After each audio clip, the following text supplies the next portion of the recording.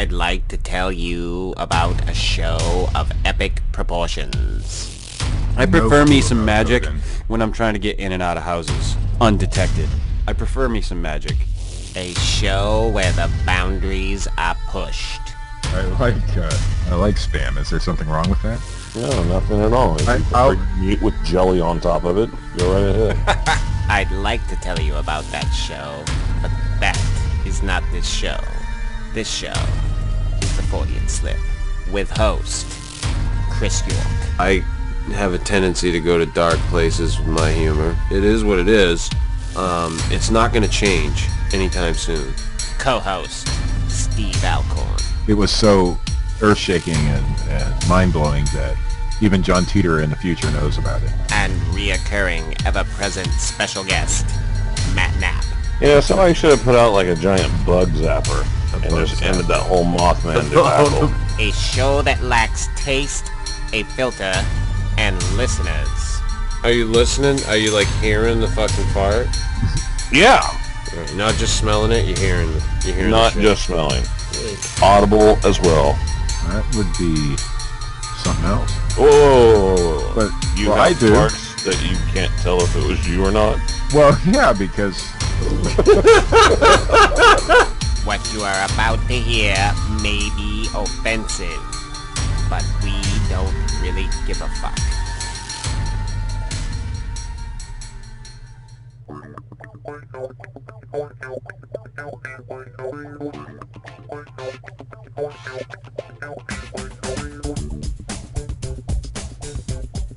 Howdy. Welcome to the Fortean Slip. A show without anything. Including a topic for tonight. This is episode 22. The Peckerheads the Round Table episode. The double deuce. The Double Deuce. we can call this our Seinfeld episode. An episode about nothing. It is an episode about nothing. And we are nothings. Or nobodies. Although I like the Peckerhead idea, too. That was good. That's racist. Is it? How is that racist? I don't know. Are there guys walking around that have giant peckers as heads, and now we're picking on them? You know, middle-aged white guys don't get the opportunity to play the race card very often, so I just wanted to do it. Oh, I see. That's a stretch. It really is. I'm just saying What, that's that a they don't fucking get an stretch. opportunity to play the race card? No, that Peckerhead is racist, I think. Oh. Yeah. Well, it's similar to Yeah.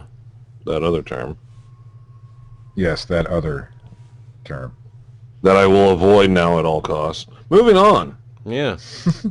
Moving on. So they, the government finally took their collective heads out of their asses and passed the new farm bill or whatever, which now allows farmers to grow industrial hemp. How industrial hemp got lumped in with fucking cannabis is beyond me. Like the percentages of THC that are in industrial hemp, it's minuscule. You cannot get high off of it. It was literally just lumped in there to get rid of it because the paper industry didn't want to switch over to using hemp. They wanted to keep using fucking trees. Yeah, it would have been like, you know, making barley illegal during Prohibition. Yeah. See what I did there? Yeah. Mm-hmm. That's pretty good, Matt. I have my shining moments. Yeah. But yeah, I think they finally get their heads out of their asses and realize that, you know, this is a product, or not a product, but I'm at a loss for words right now. A crop. Sure. Crop is okay, yeah. A cash crop? Well, yeah, in a way, there's a lot of things we can fucking make from it, I guess. So Everything. Rope. yeah, like You can make shirts. like everything. You can use it for oil. I mean, the different applications that just oil has is huge. I mean, they use oil in a lot of stuff. Hemp Yeah. oil. Nice. yeah, and it's. I mean, they can make fabric out of it with the fibers and. It's going to be like George Washington Carver and the peanut. Yeah, no shit. Like, I've heard that people can make, like, homes out of the shit. Like, they can make, like, bricks of the shit. And Yeah, it's called hash. yeah, no. Oh, no, wrong fucking drug, man. Well, technically, hemp isn't a drug. It's like the wonder product. It is, and it will save a lot of trees. Yeah, so I think this is the paper I think this production is alone. great fucking news. Just absolutely, It is. it's great news. But since it is great news and it involves the government, it kind of makes me question as to why they did it. Money. I'm guessing. I mean, did they legalize it so they can monopolize it? I think Or they is it I think getting ready for the whole legalization thing? I think that's part of it in a way, because I think that the government finally realizes with the stuff that they're seeing in Colorado and in Washington that the daddy style, mommy daddy style of government, don't do this because it's bad for you, is going to go away. I think especially with marijuana, it's ridiculous. It's absolutely ridiculous. I mean, I can tell you for a fact, 10 times out of 10, I walk into a party, do I want to deal with drunk people or do I want to deal with people who are high on weed? And I will 10 times out of 10 times take the fucking people that are on weed over the people that are drunk. 10 times out of 10. I would as well. And I don't smoke the shit, but I've ridden in vehicles with both people who are drunk. Well, Drunk and high. Well, no. Or Notice he said, I've ridden in vehicles. So he was a willing passenger. yes, because I was more drunk at the time than they were. Were the windows rolled up, Steve? If the state of Pennsylvania is listening to this, Steve has had it's just an analogy. It's not contact real. high. This is a fictional story, people. This is a fictional story. But with that said, I would choose to ride in a vehicle with somebody who's high way before I'd ride with somebody who's drunk. So, just saying. Theoretically, hypothetically, and Yes. Jesus. Unless, of course, they legalize it and then, millions and millions of... I don't know what number to put on because millions of people already do smoke it. But it becomes a lot more readily available, and then people start getting high and crashing into people. Then it would be a bad thing. But I would Do you say see that? Do you alcohol foresee that is- happening? Not at all. No. No, They no. legalize marijuana in this country. If they did it across the board, every fucking state on a federal level, zero would change. Like, Yeah. next to nothing would change. You'd have... Well, in all the countries where it is legal and has been legal, it hasn't caused any problems. Right. I mean... Why they think that, wouldn't be the case here, I don't know, because in a lot of those countries, the people are already fucking nuts. But yeah, I think it's kind of at this point, I've always felt that if you're going to have alcohol legal, then marijuana should be legal as well. Yeah, absolutely. 100% agree. Absolutely, across the board. If and one thing that gets me lately is they attack cigarettes like it is the devil's stick, you know, that you are sucking the penis of Satan himself if you are pulling a cigarette out of a pack. But, you know, we will advertise the shit out of beer. Yeah. Everywhere, you know. Yeah, it's all like young kids at the beach with hot chicks. Sporting events. The man that's more interesting than anybody else in the world. Yeah, because he drinks a cheap Mexican beer. Yeah, exactly. I've never had that cheap Mexican beer. Is it any good? Those are keys. I don't know if I've ever even drank it. I've drank Corona. Who hasn't had a good Corona with a lime? I have not. What's wrong with you? Are you a communist? No. I prefer a man's drink. What, semen? The call out. Lion piss. Tiger blood. Do we have Skookum cigarettes. Do we have alcohol yet? No. There's no We'll have to come up with something. There's no not Skookum alcohol. There's no Skookum. Skookum whiskey. We'll have to come up with one. No, we won't. Skookum whiskey. Distilled from fine Bigfoot urine. Matt Moneymaker confirms it. Like some old boxer or a baseball player. Skookum whiskey up to bat.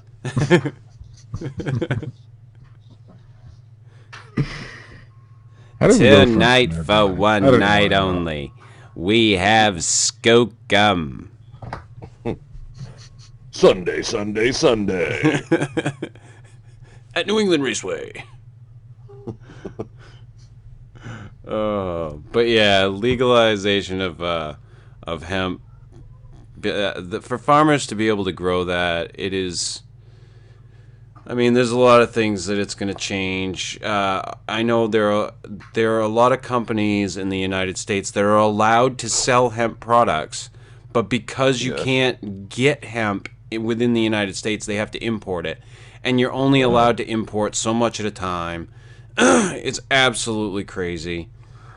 Well, I can tell you, coming from Oklahoma, I mean, obviously, Oklahoma has a large farming community.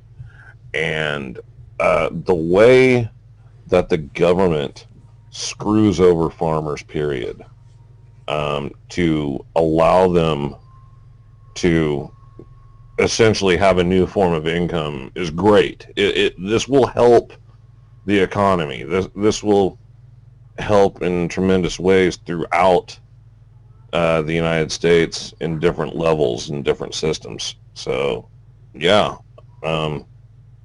it's an awesome deal. I think you'll see a lot of innovation with it too. With them allowing this, you're going to see a lot of people who are going to do startup fucking businesses. Utilizing the product, making different, other products out of the product. It is, I think it's going to be a good thing for the country, all in all. I think once they fucking pull the rest of the head out of their ass and legalize weed and just finally say, hey, it's not a big fucking deal as trying to make it out to be. About it. And, smoke in moderation. Yeah, big daddy government can just fucking go away. I'm a big boy. And they'll make tons of money off of it. So it's a win-win. I stand up when I pee. Because you haven't had enough Skookum. That's right. God damn it. Better than falling down when you pee. I hear, maybe they can make adult diapers out of hemp. They can make fucking anything out of hemp, dude. How did you connect adult diapers? Because then he wouldn't have to worry about standing up to pee. Because drunk people put on adult diapers? Dude, I would never consider putting Why would he be wearing You would never have to leave the bar. Steve, the day that they put an adult diaper on me is the day that I absolutely fucking have to have one. They have restrooms at bars. Yeah. Yeah, but then you have to leave. You know, you can't continue to The drink. You have physical to bar move. itself, you have to Right. walk the 10 feet to the bathroom. Steve, do Right. we need to have a fucking intervention? I don't even drink, but you know, If I did, I'd be Bullshit, really the way good you at it. talk. right. I'd be, you know, I'd be one of those. And in fact, I've thought about becoming an alcoholic just to see how it is. Is that what your fucking new girlfriend did to you? She turned you into an No. alcoholic? Steve. No, absolutely not. I'm serious. If I have to have a fucking intervention. This is something you've actually thought about, just becoming I think one about for it the a hell of lot. it. Yes. Becoming a drunk. Just to see what it's like. Do you want to just I fucking put a ton of thought fall into that. down into the biggest hole and become like homeless? We're gonna see Steve in like a couple of years, and he's gonna be like all fucking like on the side of the road with a sign, begging for change. We'll be like, "What happened?" And he's gonna be like, "Yeah, it was just an experiment." You have like Aquanet laying next to him. A bottle of mouthwash half empty. I suppose as long as I could get some, you know, whip bits or something, that'd be all right. I have no idea what the fuck I'm talking about tonight. I toyed with the notion of becoming a heroin junkie once, but Maybe I had to take my medication. Who toys with the fucking? Who like sits I around really and goes, have "Yeah, thought about yeah, I it. think I'll just fucking tie on a heroin addiction." that sounds fun. That sounds like a good idea. Like, no, I had a fucking cocaine stint, and here's how it happened. I had a fucking line of cocaine with somebody one day, and then I was like, wow, I really want to buy some cocaine. Where can I get that? Fast forward to me going from window to window, checking to see if anybody's in the yard.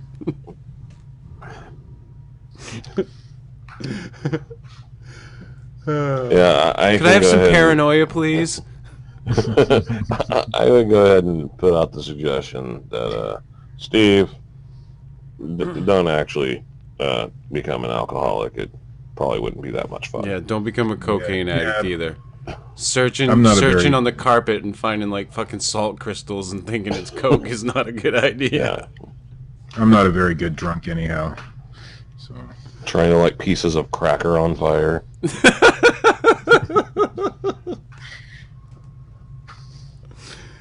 This has gotta be right it. now, people are listening to the show saying, "What are they talking about?" There's like of the fucking two people that are listening, one of them get it. And one of them's on And the floor lighting and the other crackers on one's fire. like, what the fuck are they talking about? Oh shit. I'm trying So to moving on to yeah, I'm trying to like stay away from certain stories that people don't want to talk about, and well, I'm going directly on this one. I'm going to bring up Bigfoot Bounty again. oh, what the Uh-oh. fuck? No, this was funny, or at least I thought it was funny. Contestants on Bigfoot Bounty got caught on trail cameras that were put out looking for Bigfoot. Oh yeah, Oh, yeah, I've no, seen I that. saw that. from the I saw that. from the Bluff Creek project or whatever they call that. Right, where they put out trail cameras trying to capture Bigfoot on camera, but they captured contestants from Bigfoot Bounty who were looking for evidence of Bigfoot. Well, here's what I want to know about these trail cameras and how these contestants got caught on the trail camera. It looked like they were pretty oblivious to the fact that that trail camera was there. Exactly. So You're on these are the national people television that we looking have. for Bigfoot evidence, You don't even see the fucking trail. but you don't camera. notice the camera strapped to the side of the tree you just walked by. No offense to Okay, who I was would it? like First- I would like to note just exactly what you just said. I would like to make a note. And of these everything. people that this happened to, they were far along in the show, correct?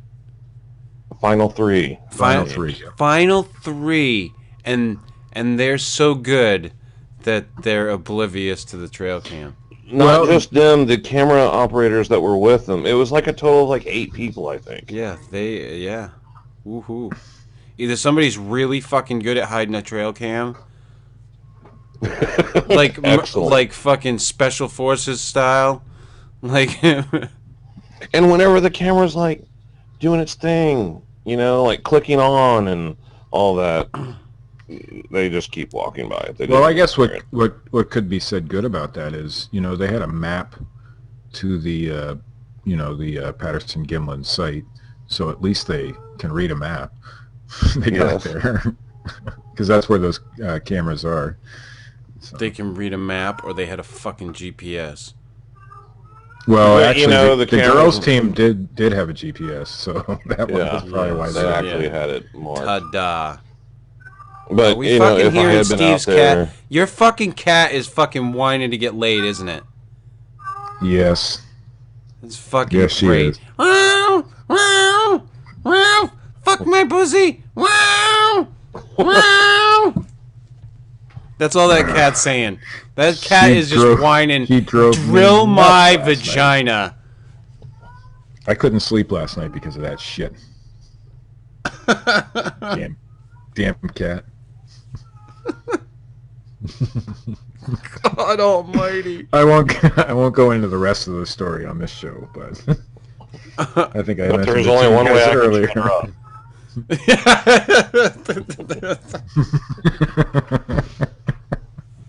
No. There's only one thing that tames the savage beast. I had to get some sleep. Steve Alcorn, Beastmaster. I want to state for the record that I am very much against that sort of thing. Bestiality in general. Communication with not animals? my cup of tea. I was talking about a movie. Oh. Yeah. Okay, well, you know, I don't watch very many movies, so... No, I was talking about you fucking the cat. Yeah, I knew. She's too small anyhow. Like what have you rationalized it? Like, yeah, no, nah. Nah, if she was like a leopard, then maybe. I'm not letting my mom listen to this episode, that's for sure. I used to force her to listen. Now I can't even do that. Wait, a fucking gunpoint? For Christ's sake, you'd have it's to. Getting worse. Mom, don't you want to hear your son? You know, as that horrible kind of thing? As this fucking train wreck I is. guilted her. I guilted her into listening. How? You know. What'd you tell her? Listen, Mom, I'd like you to hear the worst fucking thing I've ever done in my life. No. I did this for your birthday, Mom. I told her this was like some big time production, and you know, she wants to be proud of her son and all. So I kind of lied, and yeah. And she's still not proud of her son. No, she's not at all. So here he is. Is your mom's name Mrs. Alcorn? No. Oh, that's right. He's not going to give us the name. That's right. There's no way. Her last name is different. That's right too. I know. Absolutely. I know this. I should have known this. All right. Well, I won't ask for your mother's last name, but mother of Steve, I give you Steve Alcorn with the news.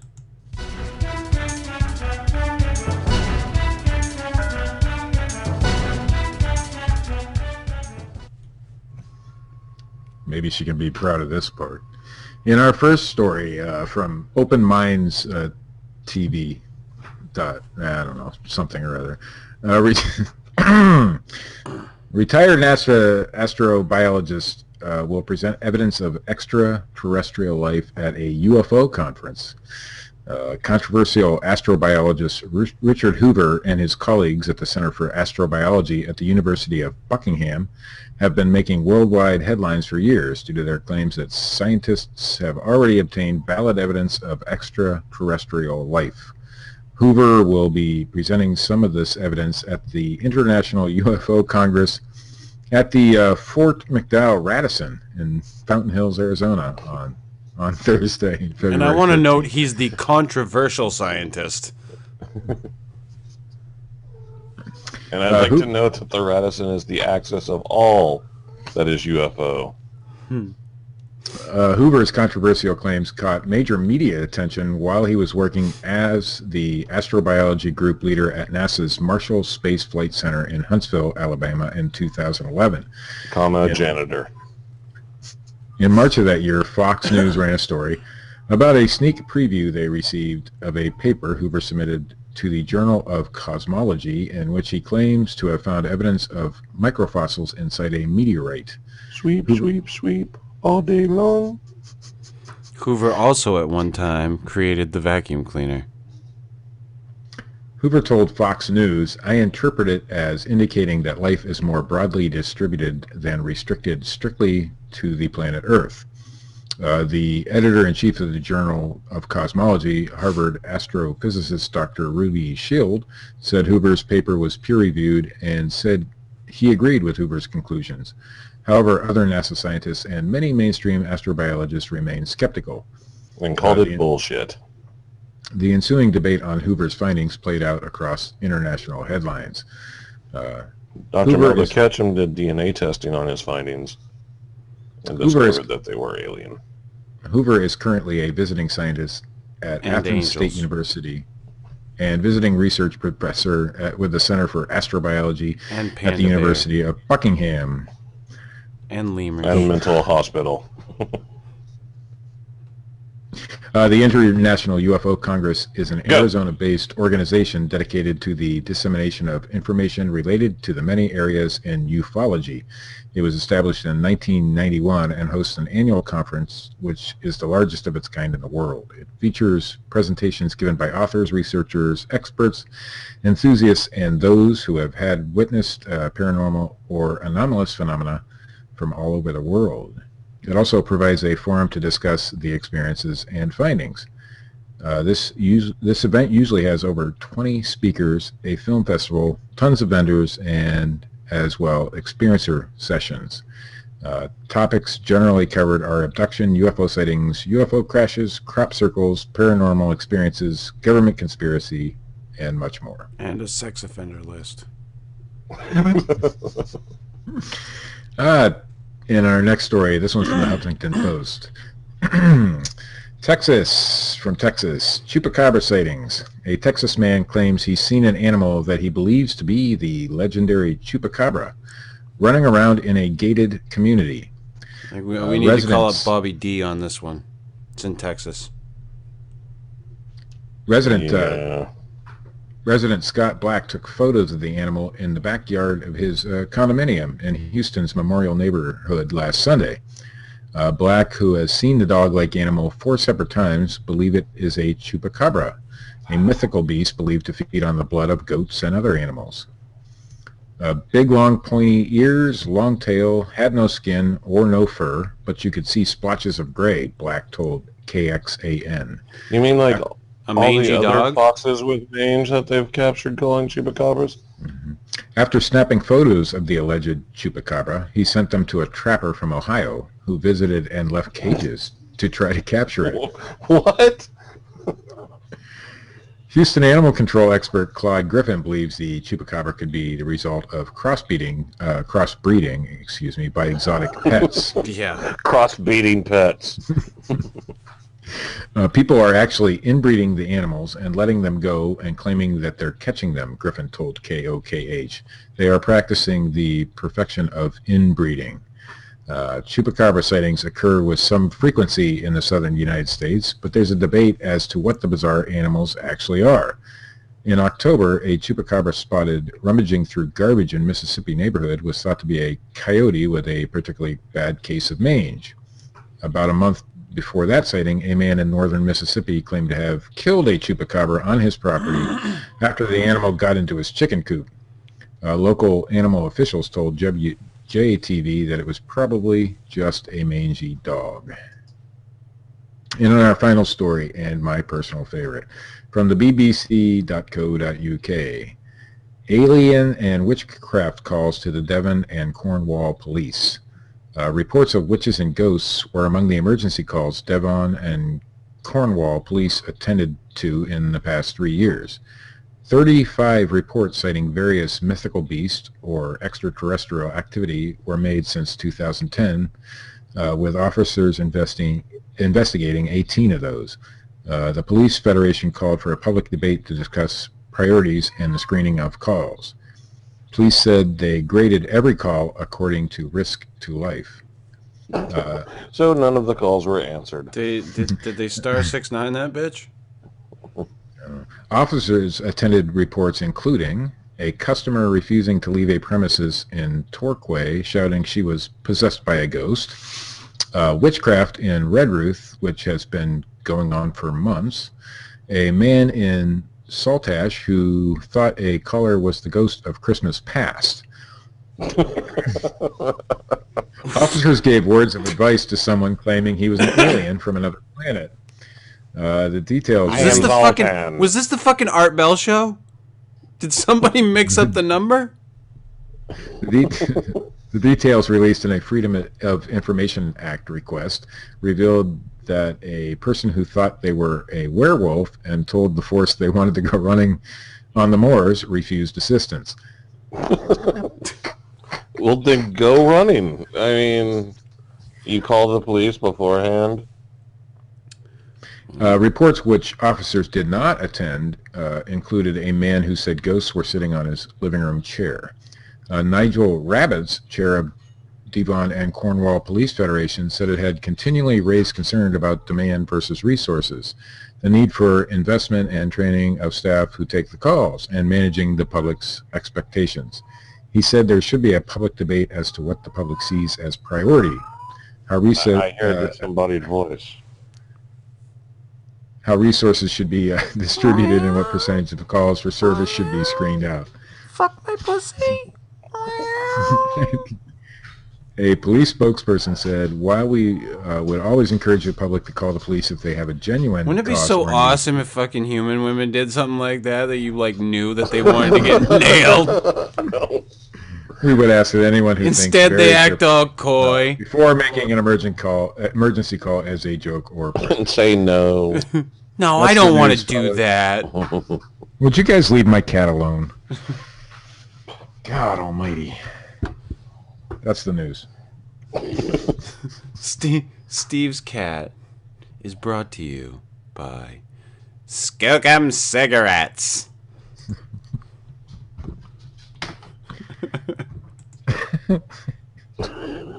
No, it's not.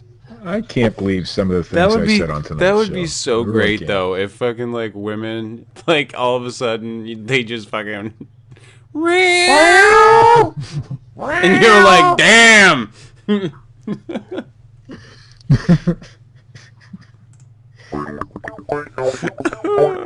I don't know what kind of women you guys want. I just think that would be fucking convenient. Well, it would be convenient. And then you had to fight them for the right to do it. And like fight their neck. That would be so great. Yeah, it's kind of funny. Whatever. This has been episode 22 of the Fortean Slip. The Peckerheads of the Round Table episode. Somebody touch my vagina. You guys are just, that's wrong. It's never been more fucking right. No.